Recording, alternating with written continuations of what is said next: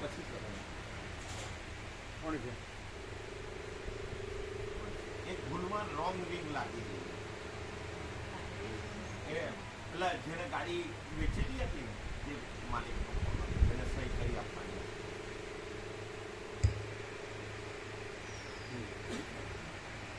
આ એટલે જગતમાં કીર્તિ પ્રભુ કબૂલ કર્યું ને? હા, કીર્તિ પ્રભુએ કબૂલ. કબૂલ્યું? હા, એટલે એ કીધું કે મેં તો મને ની તમે કીધેલું ની એને કીધેલું, મને તો આ ખબર જ નહીં હતી. આ તો જ્યારે આજે ત્યાં વાત નીકળી ત્યારે ખબર પડી કે આવું થયું. પછી હા, એટલે શું કે? એટલે એને કીધું કે ના, એ ગમે તેમ બોલેલો ને એના અભિવેક કરેલો.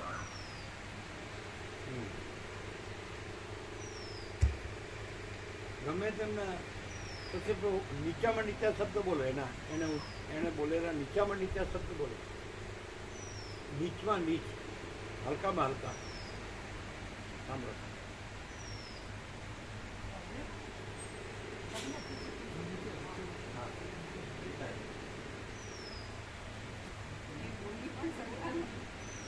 એ બોલી પણ શકતા નથી. એ બોલી પણ શકતા નથી. એટલે સમજાય છે હા, કે મારા મોઢામાં ક્યાં છે. એટલે એ જાણે તો છે જ.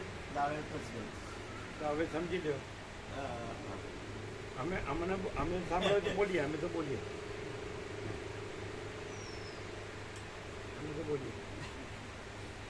તો બીજાએ સાંભળેલા હશે ને? બીજો કોઈ હાજર હશે ને એ વખતે? હે? કમલેશ પ્રભુ. અમૃત પ્રભુ હતા નવાવાળા. ના ના, એમના સાડુ કમલેશ પ્રભુ. સાયન્સ સિટી વાળા. હા, કમલેશ પ્રભુ કદાચ કહી દે. હા હા, કમલેશ પ્રભુ કદાચ કહી દે.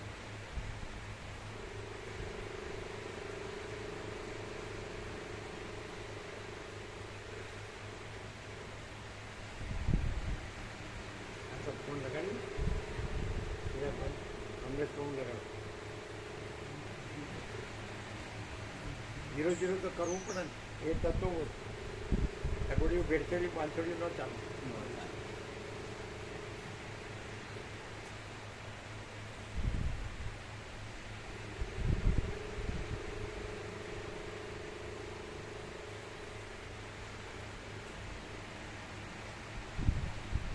આવો સુશીલ પ્રભુ, આવો.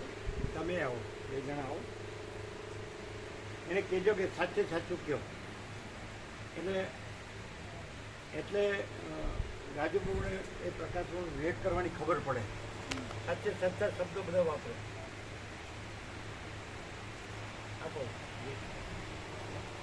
કેમ કે જે બોલ્યા ને, જેમ તે બોલ્યા એમાં હલકામાં હલકો નીચા મીઠું બોલે ને, એ રાજુ પ્રભુ સાચે સાચું કહો એટલે એને બરાબર વિવેક કરી શકે એમ.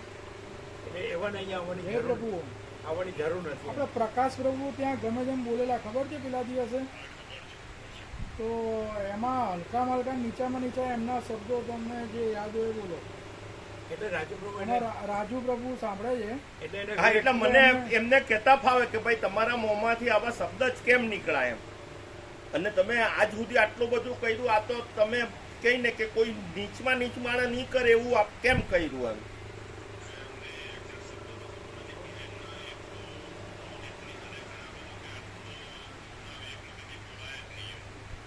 બરાબર છે. હા,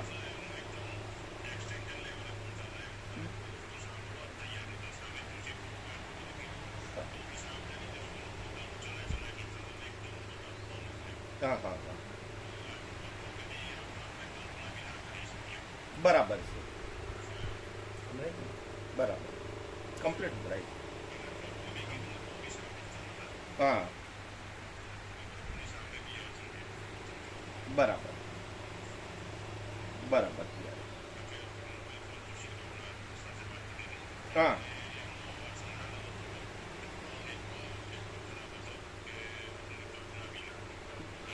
બરાબર છે. બરાબર.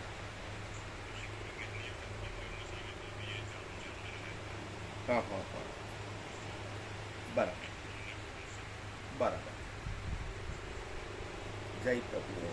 બધું આવી ગયું. આવી. આવી ગયું. એટલે એમને એમ કીધું કે બહુ ખરાબ એકદમ હલકું બોલતા હતા. ને તદ્દન ટોન ખરાબ હતો. ટોન પણ બહુ ખરાબ હતો. સુશીલ પ્રભુ પાસે હતો પણ મને છતાં અમુક સંભળાતું હતું. એક્ઝેક્ટ શબ્દો તો યાદ નથી, પણ તદ્દન એમ કે કોઈ માણસ બોલી નહીં શકે એટલા ખરાબ શબ્દો હતા અને એટલા બધા ખરાબ ટોન હતા. અને પ્રભુએ એમને કીધું તો એ સાંભળતા નહીં હતા અને પોતાનો જ ઉગ્ર ટોન રાખતા હતા. એમને યાદ છે પણ એ કહેતા નથી. કે તો પછી શું ક્લિયર થઈ ગયા આરપાર. હા, બરાબર. યાદ નથી અત્યારે. હા હા હા હા. તમારે ઘેરથી કોણ છે યાદ છે કે નહીં? તો પછી તો એ યાદ રહે તો બધું યાદ રહે, અને યાદ ન રહે તો કાંઈ યાદ ન રહે, તો ફરી ગયું કહેવાય. પેલા વેવું માતાજી ગયા મને યાદ નથી રહેતું.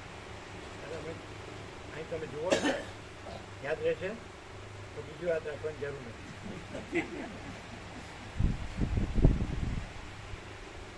અને અને આ કાંઈ નથી એમાં ને ઉડાવો તો બીજું યાદ રાખો એ કાંઈ નથી. કે કાંઈ નથી. તમે શું સાંભળ્યું? તો આવું જ છે. એક્સ્ટ્રીમ બોલતા હતા કે સ્વામી ટોન બહુ ખરાબ હતો. બહુ ખરાબ હતું. તો extreme શબ્દ એક્સ્ટ્રીમ વાપરો. હા કે આવું તો સ્વામીજી સામે કોઈ કરી જ ના શકે એમ. ત્યારે કીર્તિ પ્રવણ હતા? કીર્તિપ્રભુ તો એમની બાજુમાં તો હતા જ ને. હતા. કીર્તિપ્રભુ તો એમની બાજુમાં જ જોડે જ હતા. હતા ને. તો પછી એને પૂછીએ તો ખબર ન પડે. એનો કે એ છે નહીં ને, એ તો પૂરેપૂરું નહોતું ને, એનો ભાઈ થાય એટલે. નહીં, એ કહી દે એમ. એ વાત છે. પણ એ- જો કે એ કહી તમે દેશે. આમાંથી જ ન સમજી ગયા. નહીં, એ તો પ્રકાશ પ્રભુ જ કબૂલ છે કે તમે હું બોલ્યા એ તો મને કહો ના ના, પણ એમ કે હું આવેશમાં શું બોલે મને ખબર નથી. એટલે એમ જ કે એટલે આણે શું કીધું? તમે જો નથી, આપણને બોલે. એમ કે હા, ના, એટલે જ સ્વામીજી આગળ સ્વામીજી સામે આવું તો અમે તો કલ્પના જ ના કરી શકીએ. આટલા એક્સ્ટ્રીમ છે. એમને કંઈ સાંભળે જ ના ચૂસી પ્રભુમાં કોઈ સાંભળવા તૈયાર નથી. અને એમનું જેમ જોડ્યા રાખે અને પાછું એકદમ નહીં, નહીં, સવાલ જ નથી. એમ નહીં, એ ખરેખર અહીંયા આવવા યોગ્ય છે ના, નહીં કે નહીં? તો પછી ના પડે. ચોક્કસ સ્ટ્રિક્ટલી ચોક્કસ ડોન્ટ કમ, નેવર કમ, તેવા મરી ગયા સુધી. બરાબર? સંત પાસે નાચી દકસ પ્રાગટ્ય મોડી નતા નતા આવ્યા ને? નતા નહીતર આમ આવતા હોય છે દર જયેશ પ્રભુ નતા આવ્યા? ના, જયેશ આવેલા ને અમારી સાથે ગાડીમાં આપણે આવેલા. નહોતા આવ્યા. હા એ નતા પ્રકાશ પ્રભુ નો અને આમાં પણ એ ના પાડે. હવે આપણે આ કીધું સામેથી પ્રયાગ નથી, પ્રયત્ન એટલે હવે આવશો જ. બરાબર છે. એટલે એ કહી દેશે સામેથી નહીં આવું. હા, સ્પષ્ટ કહી જાવ. મારે ના, એ જ કહેશે હું નહીં આવું, મારે જરૂર નથી. બરાબર એ જ કહેશે બરાબર. કે અંદર જે એકદમ હોય. અજ્ઞાનનું ક્લાઇમેક્સ છે ને, શાંતિનું ક્લાઇમેક્સ, અને મોહનું ક્લાઇમેક્સ, કે એમ જ કહેશે મારે જરૂર નહીં, હું માનતો જ એમ જ કહેશે તમારે કેવું નહીં થાય. પણ તમારે જ કહેવાય હા. કે તમે આવવાને લાયક નથી, બરાબર છે. નાલાયક છો. બરાબર છે. બરાબર? બરાબર છે ને? એવાને અહીંયા ભેગા કરીને હું કરવાનું? કાંઈ- કાંઈ. અને આવીને મોઢે સારું કે એનો કોઈ મિનિંગ અને નથી. અંદર આવું ભર્યું હોય એનો કોઈ meaning નથી. એટલે જે હોય અંદર નીકળે ને. હવે એ શું પામશે? કંઈ નહીં, ક્યાંય પણ જાય. કોઈ જગ્યાએ નહીં અને પામે. એને ઠરવાનું ઠામ નહીં હોય. આજે જો એમને એમને દુઃખ અને અશાંતિ સિવાય કંઈ નહીં હોય અને ઠરવાનું ઠામ ક્યાંય નહીં હોય. અને દુઃખ અશાંતિ સિવાય કાંઈ નહીં મળે, ઠરવાનું ઠામ ક્યાંય નહીં. કારણ કે ઠરવાનું ઠામ તો પરબ્રહ્મ છે. પરબ્રહ્મ તો છે. એમ કે હું માનું છું એ પરબ્રહ્મ છે, હું પરબ્રહ્મ છું એમ એ કહેશે. થતું છે. અને મારું બધું પરબ્રહ્મ છે. અજ્ઞાનીનું તો વિનાશ કાળે વિપરીત બુદ્ધિ હોય. તો એ તમારે છેડો હા, પાડીને એને તત્વબોધો પ્રભુએ જેમ કાલે અમને પૂરેપૂરો ક્લિયર કરાવ્યો ને, એ એને ભણતો કરાવવા જ બિલકુલ ભણો કરાવવા. અને પછી કેવા કે પ્રભુએ સ્પષ્ટ કીધું છે કે જો આ રીતનું રાખીએ તો પ્રભુ કે પેલા આપણે શું સમજવું જોઈએ, જો આપણે આવું કરી શકતા હોય તો આપણને ત્યાં પગ મૂકવાનો કોઈ અધિકાર જ નથી. હો, અને આપણે આપણી જાતે જ આપણું 0-0 કરી નાખવાનું.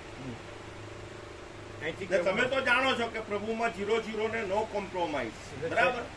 એ રીતે હું બધું છેડો ફાડીને બધું કહી દેવા પડું. અમે નો કહીએ એમને સ્પષ્ટ કહેવા કે આપણે સુરેન્દ્ર પ્રભુનો દાખલો નજર સામે જોયો છે હું દશા થઈ, કેમ મર્યા, કેમ થયું, ત્યાર પછી હું થયું ને ત્યાર પછી આખો માળો કેમ વિખાઈ ગયો એ તમે જોયો છે. તો તમે કબૂલતા હતા કે આપણે જે કંઈ 2 પાંદડાને ઠરીઠામથી તે પ્રભુના આશીર્વાદથી છે. અને જો પછી આપણે આવું કરીએ ને આપણે આપણા આત્મા સાથે આવો દ્રોહ કરીએ તો આપણે એવા તે કયા મોટા રાવણ ને એવા તે કયા મોટા આપણે હમ થઈ ગયા કે આપણને હિરણ્યકશિપુ. એ થઈ ગયા કે આપણે આપણા મોઢામાંથી આવું હિરણ્યકશિપુ, નીકળે. હિરણ્યકશિપુ. હા. સારું બેસી જાઓ. ઓમ ઓમ ઓમ